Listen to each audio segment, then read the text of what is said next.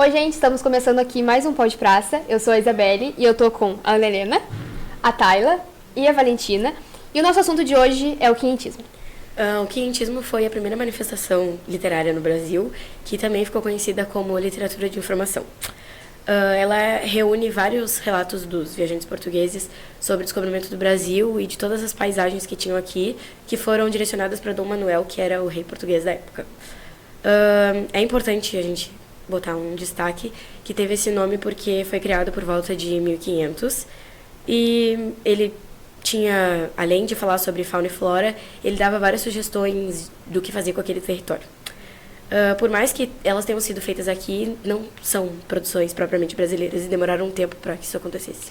Sim, não é uma literatura produzida por brasileiros, já que na época a gente não tem nenhum registro de produção literária feito pelos nativos. A gente tem a chegada dos portugueses que assim que chegam, eles já começam a escrever tudo o que é possível sobre a terra encontrada. E por mais que não seja uma literatura propriamente brasileira, ela conta muito de como o Brasil era e por isso que é tão importante até hoje.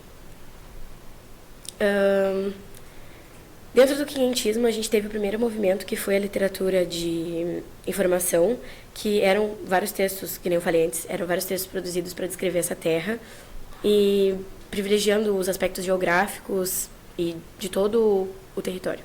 Sim, e também era por conta que era para descrever para o rei Dom Manuel, que era o rei da época. Né? E das características da literatura de informação, a gente tem o caráter descritivo, que é a principal característica dos textos produzidos pela literatura de informação, sendo eles cartas, relatórios e crônicas de viagem, que são escritos pela necessidade de relatar a Portugal o que havia sido encontrado na chegada ao território brasileiro.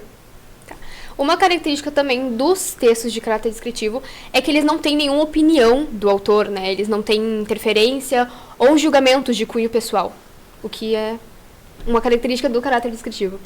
E o caráter informativo mistura com o descritivo, tornando um registro histórico brasileiro. Com a utilização de muitos adjetivos, eles relatam as conquistas dos territórios para a metrópole, né?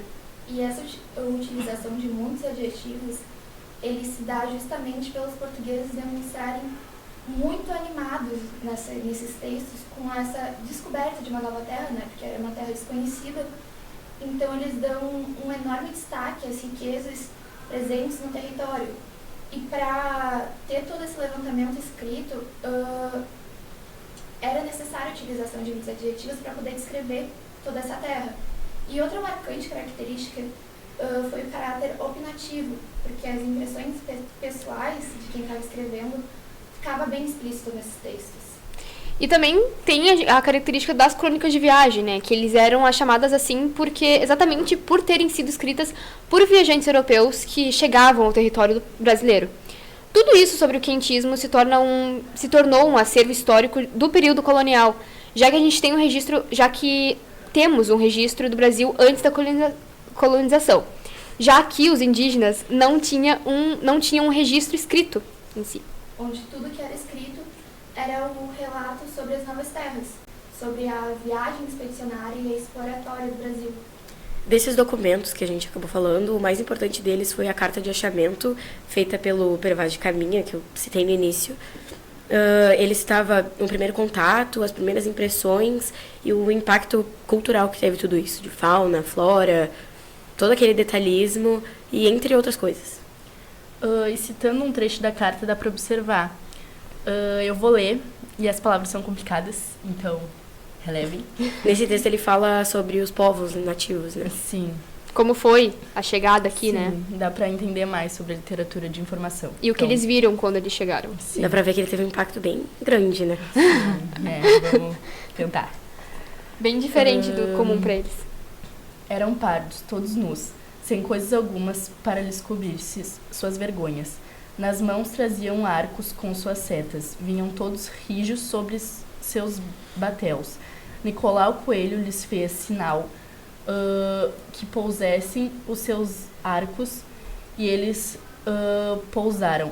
Ali que eles pode deles haver falar, nem entendimento de proveito, por mar quebrar nas costas, somente deu-lhe uma barreta vermelha com carapuça de linho que levava na cabeça de um sombreiro preto.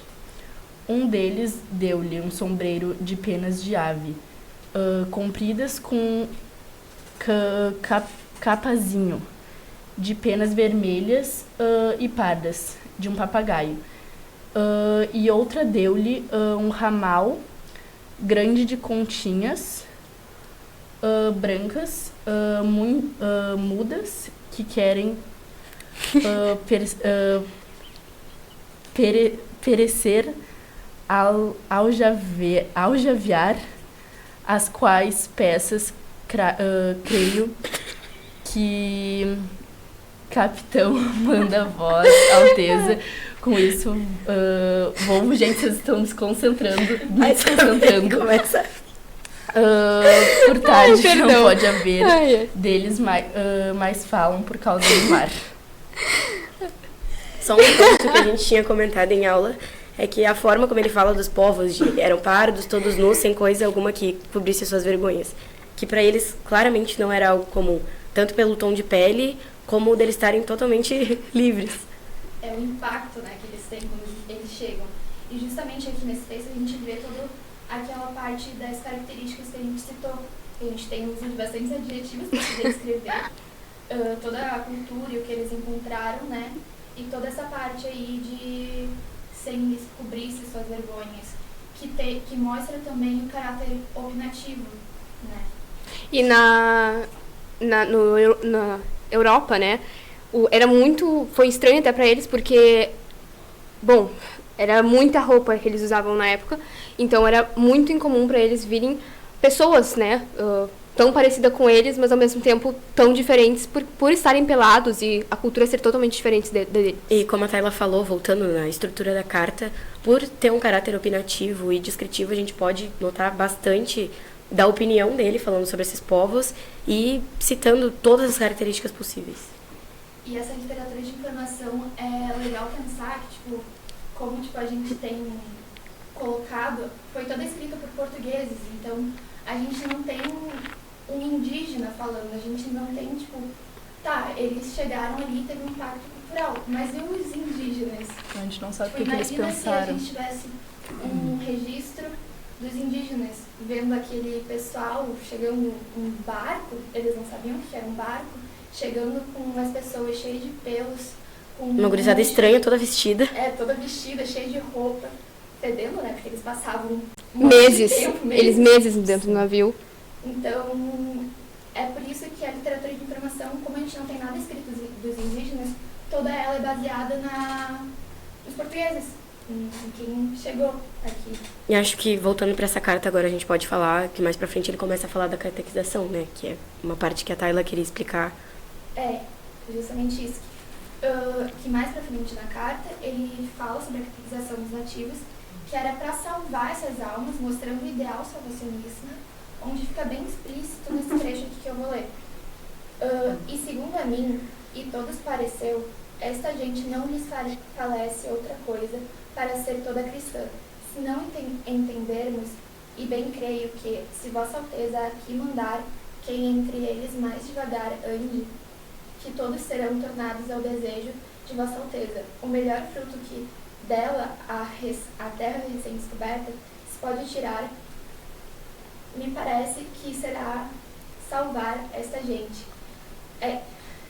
Essa deve ser a principal semente que Vossa Alteza deve lançar, e que não houvesse mais que ter aqui esta pousada para a navegação de Calicut, isso bastaria. Quanto mais disposição para se nela cumprir e fazer que Vossa Alteza tanto deseja, a saber, acrescentamento da nossa santa fé. Além do Pero Vaz de Caminha, existem outros representantes que se destacam bastante na literatura de informação, que é o Pero de Magalhães Gândavo, que ele escreveu o Tratado da Terra do Brasil e a História da Província de Santa Cruz, que a gente chama, hoje em dia, de Brasil. Essas obras elas tinham como finalidade de estimular a imigração de portugueses, né, a imigração portuguesa para o Brasil. Também a gente tem o Gabriel Soares de Souza, que ele escreveu o Tratado Descritivo do Brasil, onde ele conta em detalhes, como o nome já diz, conta em detalhes e com riqueza de exemplos os traços mais marcantes do Brasil quinhentista. E outro autor muito importante é o Hans Staden, com a obra Meu Cativeiro entre os Selvagens do Brasil, onde na segunda viagem de Hans Staden ela ficou conhecida por causa de 9 meses que ele foi prisioneiro dos indígenas tupinambás. Nesse período como prisioneiro, Hans Staden deixou valioso registro a respeito dos rituais antropofágicos. E sobre a antropofagia, ele citou em uma das suas obras o seguinte texto, sobre as ameaças que ele recebeu dos indígenas. No interior de Caiçara, as mulheres se jogaram sobre mim, golpearam-me com os punhos, arrancaram-me a barba e disseram na língua delas. No caso vai ser estranho agora, mas é Xenana Poepicae.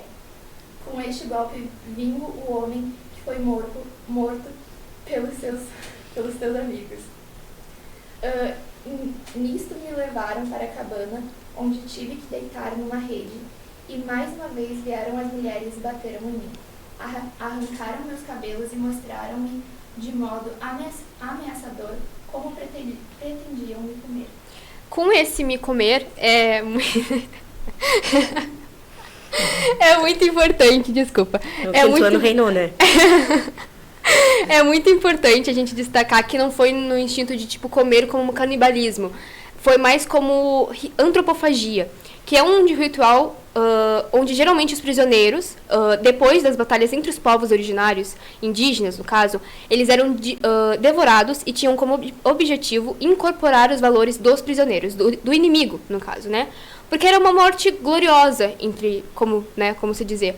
É como se eu vou ser devorado pelos meus inimigos, mas porque eles reconhecem os meus valores, as minhas qualidades.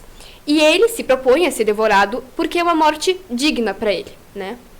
E uma coisa que a gente tinha comentado antes é que é um termo pejorativo a gente chamar antropofagia de canibalismo, porque não era bem assim. Eles não estavam simplesmente matando alguém da mesma espécie, entre aspas. Pra comer a carne em si. Exato. Era mais como algo...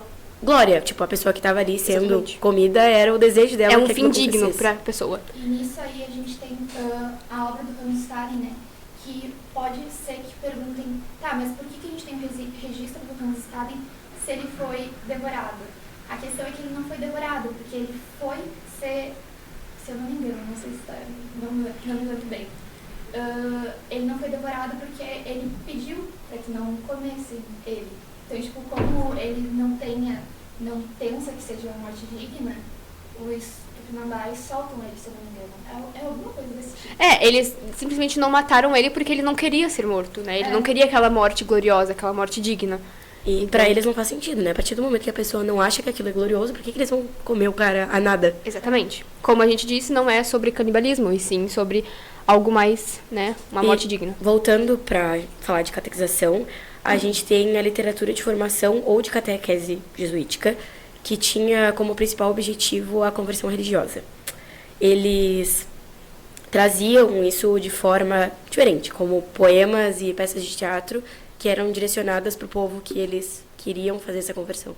E a gente pode abordar os principais pretextos, né, para a catequização, que, tipo, eles queriam civilizar eles falavam que, tipo, eles tinham que integrar eles na sociedade e essas coisas.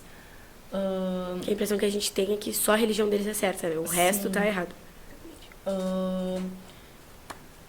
Que durante esse período a conversão dos indígenas brasileiros ao cristianismo era vista como uma forma de civilizar e fazer eles entrar na sociedade. E os missionários usavam vários pretextos para justificar, tipo, a conversão, dando ideia de, tipo, de como eles eram indígenas, eles precisavam ser salvos. Como eles não tinham uma religião, né? Sim, eles precisavam ser salvos.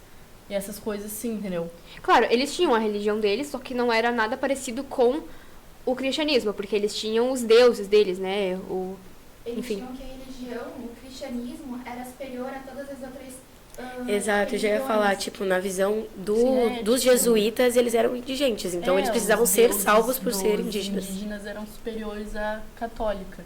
Sim. Então, eles botavam isso como Como- superiores a eles. É uma pessoa que não tem religião, né? Sim. Eles já achavam que, E enfim. isso vem também muito da Companhia de Jesus, né, que você vai falar agora, Sim. que são jesuítas que vieram para o Brasil justamente para espalhar a fé católica. Que na época estava em crise por conta do calvinismo, do Martim Lutero, enfim. Por causa das reformas. Sim. Isso. E praticamente tudo isso dava por causa da Contra-Reforma, né? Movimentando a igreja no século XVI, tipo, difundindo pelas 65 teses de Martinho Lutero. 95. 95, o que eu falei? 65. 95 teses de Martinho Lutero, em 1517. 17. Falando sobre o cristianismo, que dava volta sobre a sua pureza e, tipo, querendo voltar como ele era antes. Porque ele era, tipo, tinha antes, aí eles fecharam e queriam retomar sobre isso. Que nem tu disse, a reforma protestante se deu por todas as religiões que vieram pós-Igreja Católica. Essa pureza primitiva era porque lá antes do protestantismo a gente tinha a igreja vendendo Indulgências. Sim. Indulgências. Isso aí. Palavra difícil. Como exemplo, a gente tem também a igreja, né? Ela pegava, por exemplo, qualquer pedaço de madeira do chão e vendia como, por exemplo, um pedaço da cruz. Então, Aí foi era- nessa época que surgiu a Companhia de Jesus, que eles vieram pro Brasil. Exato. E basicamente quem tem dinheiro como seu lugar no céu, não é assim, não é Exatamente. assim que funciona, mas A beleza. igreja estava saindo da sua pureza, estava indo muito mais para ganhar dinheiro, assim, vender uma parte do céu. A gente tem o protestantismo vindo justamente para voltar à pureza, para conseguir parar essa parte. E aí a igreja, perdendo seus fiéis, vem com a Contra-Reforma. Né? exatamente. Alguma coisa assim. E também tinha a questão que o calvinismo, né, que da época também era muito parelho com o Martim Lutero, porque o Martim Lutero foi o primeiro de todos, né, a criar Martinho uma... Lutero, João Calvino e o o Henrique VIII, que criou o anglicanismo. Exato. O calvinismo, o Martim Lutero, ele queria pregar as 95 teses na língua nativa, que era o alemão, mas o calvinismo, ele queria... Eles tinham falavam- só no latim, tipo, bati no microfone, Exatamente. desculpa. Eles falavam que Eles tinham só o latim como língua original. Assim. Exato, a Bíblia era só ele- tinha em latim. Foi ele que traduziu, né, a Bíblia. Sim, pro alemão. Sim. Isso. E aí o calvinismo, ele vem com essa ideia de, tipo, você só tem um poder, você só tem um lugar no céu, né? Você tem enfim, se tu tem dinheiro. Então, geralmente era o clero, né? Que podia ler, enfim, até o latim só podia ler quem tinha muito dinheiro. Então, o calvinismo vem com isso, só que com uma ideia completamente diferente, que é só tem espaço no céu se você tem dinheiro. Então, tinha essa E quem ideia é que também. dizia que, tipo, não adiantava rezar essas coisas e que tinha lugar predestinado? Não era Isso era no anglicanismo, não era? No anglicanismo, Não, é. alguma Acho coisa que é. assim.